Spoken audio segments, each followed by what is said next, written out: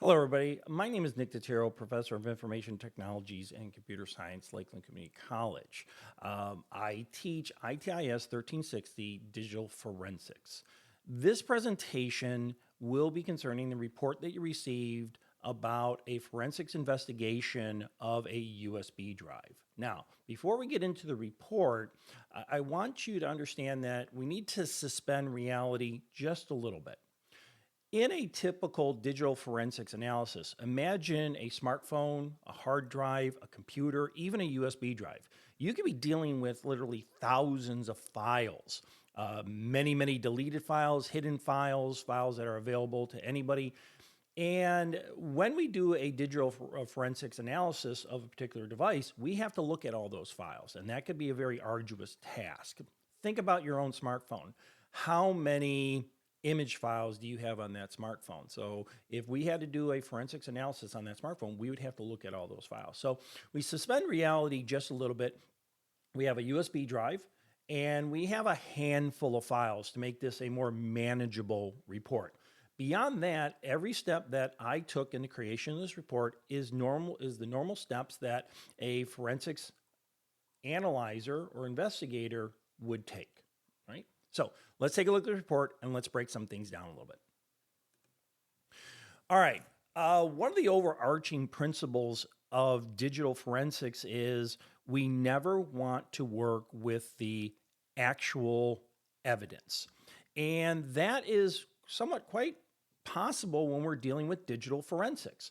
Now, one of the key concepts that I teach in 1360 digital forensics is we can work on an exact duplicate of a file, of a phone, of a drive. So one of the first things we do is we take whatever device, we make sure it is not infected with any malware. We make sure that there's no booby traps on it where if we launch a particular application, it would destroy the evidence. And after we've gone through that, we will take an exact duplication, not a copy. There's a significant difference in the digital forensics world of a copy versus a duplicate. A copy, imagine you have a file on your computer and then you take that file and you copy it someplace else. That is what we could just call a copy. It will do a copy of the file. Now, how that file gets physically over to the other area, it will just start writing blocks of bytes onto that other area in whatever pattern it sees fit. That's normal. What we do is we take an exact duplicate. And when we mean exact duplicate is we take a bit by bit, B-I-T, bit by bit, duplication of the file. See, when we're dealing with digital evidence, we can't work with copies because it would be easy for somebody to say, that's a copy of file. You've made changes to it. I'm not aware of those changes. But by doing a duplicate, we know the second file that is created is an exact duplication, bit by bit duplication of the original. So one of the first things we do after making sure there's no viruses, no malware, or anything like that, we make an image of that particular piece of evidence. We then take the original whenever possible, we take the original and we leave it alone. And we only work on the duplicate, right? Now, if I call it a copy, I do apologize, but we only work on the duplicate. And as we go through this report, you'll see some of the things that we do to guarantee that that bit by bit duplicate of whatever we're working on doesn't get changed. And we can say, we looked at something that was identical to the actual evidence. If we look at this report, nothing of grand significance here. We initially start with the agency case number, when the report was created, who created this report. Again, Frederick O. Rensix is just a pretend individual because you'll see my name pop up on this report because my name was involved with part of the evidence. What was submitted to us? A 256 megabyte red attaché USB drive with a silver cover, right? And then we're going to work within that particular device. Here is the programs that we use. These programs are well-established programs used in most digital forensics environments. One of the nice things about these programs is they are open source. So if you were interested in digital forensics, I would encourage you to take ITIS 1360, but you can easily acquire these programs and work at them from home. But when we create a report, we have to tell the report what programs we used, and those programs have to be well established. We have to be careful about programs that may not be well established, because somebody can say, why did you use this program that nobody knows about versus a well established one that is used in the industry? We have to be careful about the evidence and what we provide. We have a table of contents. This makes it easier to search through a file. Remember, I'm only looking at a handful of files on this particular USB drive. You can imagine if I'm looking at thousands of files. So the use of a table of content, the important use of executive summaries, make the report more readable to the investigators. So you're going to see a lot of executive summaries. You'll see executive summaries of entire ranges of documents, and you'll see executive summaries of specific documents. If you want additional information beyond the executive summary, again, you may contact me and I will provide as much information as possible. I broke up this investigation into different file types. We have the actual piece of evidence, that 256 megabyte USB drive, that's here. And then we start getting into specific files within that piece of evidence. And again, I broke this down so that we look at the forensics evidence of the entire USB drive, and then we look at images, then we look at any PDF files, and then we look at some Microsoft Word documents. And let's take a look at the initial piece of evidence. You will see a lot of images involved with this report. This is the 256 megabyte USB drive. It's a fairly small drive. I have to describe it because once I make the initial image of this drive, I don't want to deal with it anymore. I want it put away because I don't want to damage or corrupt this particular piece of evidence. So one of the first things that we have to do, I mentioned this before, is we have to take this evidence and we have to put it on a computer that is not attached to anything else. You may hear the phrase air gap. It's not attached to anything else. It's a forensics computer that, just in case the piece of digital evidence has a malware or some kind of malicious activity, we're not destroying network computers, and we're not unleashing viruses onto our given network. You will notice in many, many situations, actually in every piece of evidence here, we use something called a hash value. Now that is critical in digital forensics. If I look at these hash values, and there's several variations of hash values, what these are is, first of all, they are a one-way, almost digital fingerprint of a given file. So if I was to take a file, I can ask a program, give me a hash value associated with this program, with this file. That hash value is unique to that given file.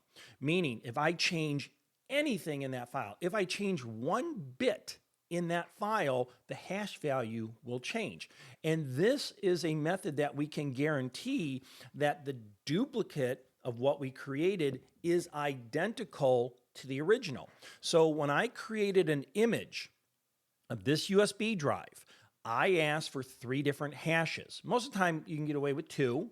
For this one, I asked for 3.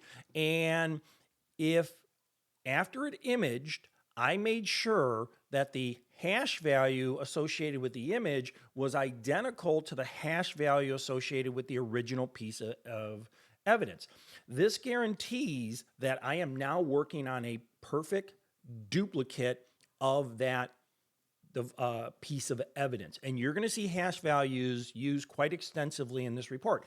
And again, it is a form of a digital signature that says this duplicate is identical to the original. If I make one slight change, even if I change one bit, or even a byte, I say I remove a period or I change a pixel on an image, the hash values will be different, and somebody can say you are no longer working on an exact duplicate. That file may have been corrupted, or you're adding stuff to it, you're removing stuff to it. So hash values are extremely important in digital forensics. We use them quite extensively. If you are interested in how hashing really works, again, contact me. I have a lot of videos associated. But for this report, just understand those hash values guarantee that the duplicate is identical to the original. So I went through the entire process of this USB drive. I tagged it with an internal number of 1360. I did some hash values, and then I have an image of the entire USB drive, and all my analysis will be done off that image. I take the original and I put it away. So let's take a look. Let's go back to our table of contents, and let's take a look at the forensics examination of imaging files. Here is the executive summary of all the image files. Now, we will look at each individual file, not in this video, but you can look at each individual file, and it will tell you specifics about that given file. Now, the executive summary is all the image files, and it's pretty straightforward. It's going to tell you what type of cameras was used, what is the name of the file, what is the condition of the file. It may have geolocation, where it will tell you where that image was taken. Again, if you're familiar with your smartphone, there's a lot of data within each image of your smartphone. Now, some older technology may not have all that data, but we try to look for that data as much as possible. So this is an executive summary of all the images that were on our particular USB drive. Now, if we were to look at an individual file, we'll start with this one. We have the executive summary, and we do put up the image, right, for you. This is just a copy of the image. The summary says this is a hidden file. Now, in forensics and digital forensics and computers, there is a difference between a visible file, a hidden file, and a deleted file. Obviously, most of us are well aware of what a visible file is. That is a file that if I was to go to a directory type program, it can show me that particular file. Most of you are probably familiar with Windows file system, right? We would open up a folder and we see that file. We can hide that file, which means that file is still part of what's called the file allocation table. And I can not worry that that file would be removed or anything like that. It's just hidden from view. This particular file was hidden from view. It is available to the individual who knows how to unhide the file, but it's hidden from everybody else, which is significantly different than a deleted file. A deleted file is exactly what it sounds like. Somebody deleted that file. Now, there's something interesting about computers. They really don't delete files. They remove them from what is called the file allocation table, and it says, okay, this space on the hard drive is now available. But many times we can recover deleted files. It's one of the first techniques that we learn in digital forensics is the recovery of deleted files. The file is still physically on the hard drive, but let's say down the road, the operating system or the program needs to save another file and needs space. It'll start to overwrite deleted files. But how operating systems work, a lot of times those deleted files are there for a long, long time. In this particular file, it was hidden, which means it will not get overwritten. That's important. It's easily recoverable with most programs. You could actually turn it back on or remove the hidden thing by just saying show all hidden files. This particular file was hidden. You will notice that this particular file also has a series of hash values down here. These hash values basically say that the duplicate that was investigated is identical to the original image. There's a lot of things that we can do with images. That's not the meaning of this particular presentation, but we can hide things in images. We can change a pixel. We can lighten it up and darken it up. And each and every one of those things will change the hash value. So the hash value of this particular file says the duplicate is identical to the original. So if I needed to present this to somebody, I could say I worked on an exact duplicate. And this is what I found. Now, here is some metadata that is associated with this particular file. You will notice that this file does not have any geolocation associated with it. It was created by a Nikon D40 digital single lens reflective camera. That particular camera did not have any geolocation or GPS information on it. We give an executive summary of the information within this file. We, basically say it's an individual wearing a flower shirt or blouse and pants walking towards a clock tower. We see this clock tower. The individual's back is turned to the camera. The word Lakeland is seen in the background. File was hidden on drive, and it says the location. Now you notice I did not give any kind of opinions to this forensics analysis. I basically said what I saw. I saw a clock tower. I saw the word Lakeland. I saw an individual with their back turned. Now, let's go to another, make it a little bit. Let's go to another image that might have information associated with it. This particular image, it was an image of a wooded path with a ravine on both sides of the path, right? We could get into a little bit more detail. It's hard to say, but obviously it's green, so we might be in a certain season, but I really can't make that judgment call. So it's an image of a path with ravines on both sides. You will notice that the hash values here. Again, the hash values just say the duplicate of the image is identical to the original.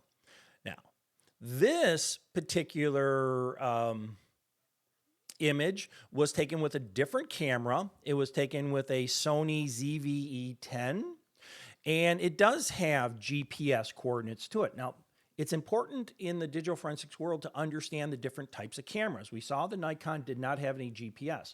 Well, with a little bit of investigation on the ZV-E10, it was discovered that the ZV-E10, the Sony ZV-E10, does not have native GPS built into it.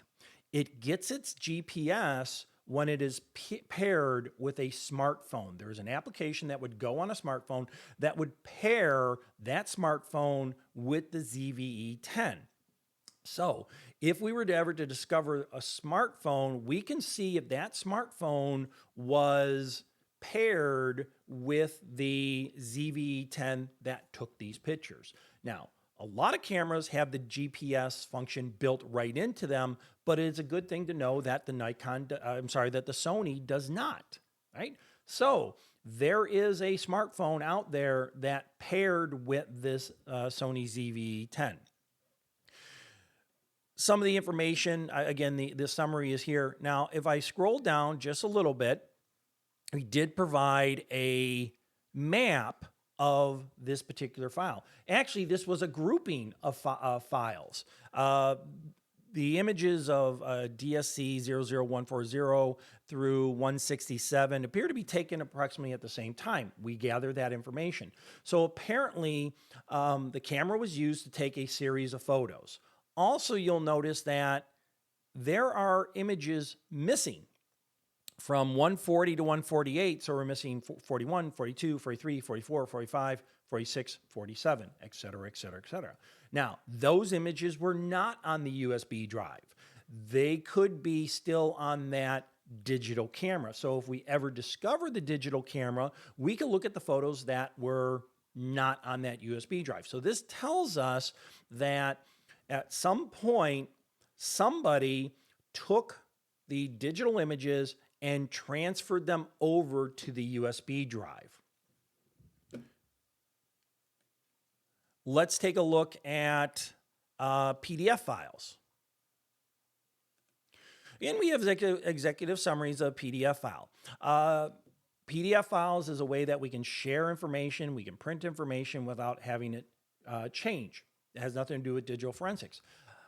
We often rely upon PDF files for mundane things, college catalogs, brochures, instruction manuals.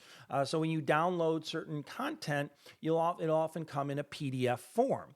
There were several documents that were just standard brochures. They were catalogs, instruction manuals, things like that.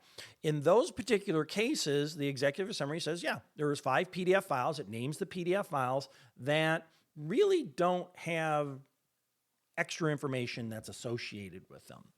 But however, there was a PDF file discovered called Gmail Interested in Forensics and Ethical Hacking.pdf.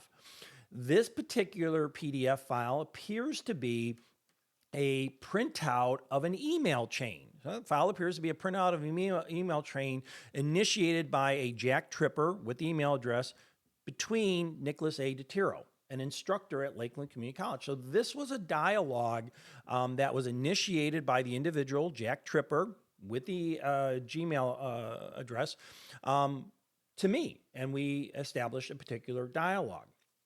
Now, the nice thing about this particular piece of evidence is the name is embedded, or the names, Jack Tripper and my own name, is embedded into the email. So this tells us that most likely Jack Tripper initiated an email discussion, and then he printed out that email discussion and put that printout on the USB drive, right? So we now have a name embedded into a particular document.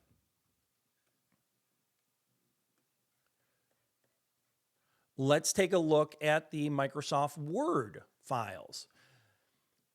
Word is a word processing program, right? Most of the time, Word documents are created by an individual, right? And there might be content within those Word documents that was created by the individual who has that, who own that USB drive. Or they could be copied from somebody else. If we look, we have a couple Word documents in here. Couple of them do actually have an individual's name in it. The first one is there's a Microsoft Word document that appears to be a draft to sell a 2022 Blue Ford Bronco on Craigslist. The email has the address jtripper876@gmail.com embedded or within that document. So when we looked at that Word document, we found an email address for a jtripper876. We have another Word document that appears to be a draft letter of a letter of resignation. There's a username in there, Jack Tripper. We have another document in here, Microsoft Word document that appears to be initial draft resume with no specific information. It's just a draft document. The username Jack Ripper is in there. Now, that could be a typo, or that could be a draft from somebody else. We just happen to have a different name that's a little similar to the other name. So we can begin to say that we have data of a particular individual, a Jack Tripper and a Jack Ripper, right? So embedded into the document. And then we have a series of documents, a series of 3 Microsoft Word documents that to be drafts of a sequential secret admirer letter. No username, email address, or other identifiable information are embedded into those documents. So we have a series of Word documents that appear to be a sequential series of secret admirer letters. There was no individual names within those particular, in those 3 documents. You will notice that we do attach in our report documents that have pertinent information. Now, if we go back and we look at the PDF files, we're not going to attach brochures or things that were not created by an individual or have no pertinent information associated with them. Those are easily recoverable. Those would be available on demand. But if it's pertinent information, yeah, we're going to attach it to the particular document. Now, if I look at the Craigslist file, this is a Word document, Microsoft Word document selling a 2022 Blue Ford Bronco on Craigslist. Email address jtripper876@gmail.com, embedded in the document. The document is now attached. You will notice that we have the hash values. We only need 2 on this one. And again, it just says we looked at an identical duplicate of an original. We didn't change anything. We didn't change 1 bit. So what we're working on is identical to the original. So an individual can't say, you embedded the name Jack Tripper 876 into this document. No, this is what we recovered from the USB drive. We also have where it's located, how it was recovered, any pertinent information. There's no GPS usually associated with PDFs or Word. Those are usually image type things. We have the same thing with the letter of resignation. This one does have the name Jack Tripper in it. We have the MD file, and it was examined by this Frederick O. Rensiks.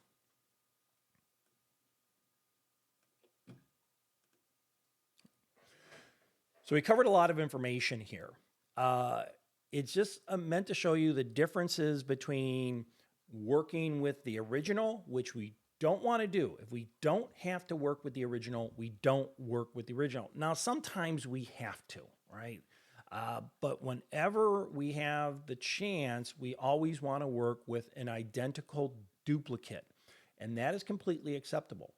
Can't really work with a copy, right? Because a copy is not going to have the exact same bit by bit structure. So we work with the duplicate. We follow certain procedures. We use certain codes, certain programs, and we create these executive summaries. We have the executive summary for entire classes of documents, and then we have executive summaries for the individual documents. In this particular case, any document that had no real value to it, for example, a brochure or an instruction manual that doesn't really have any really value to it, it was probably downloaded from the internet, we don't really include too much of an executive summary associated. But any document that is created or unique, for example, an image or a Word document or a PDF document that we can investigate, then we investigate. So a lot of stuff in this report. And again, let me reassure you, if you have questions about the actual data associated that we did the forensics analysis on, please contact your instructor or contact me directly, ndetiro@lakelandcc.edu. If you're interested in digital forensics, a little shameful plug here, I would love to talk to you. We have some great classes that might be of interest to you. The ITIS 1360, digital forensics is probably the one that most people would find interesting in this regard. But love to talk to you about this stuff. So I always end my videos with, so now let's go out and learn something. Thank you.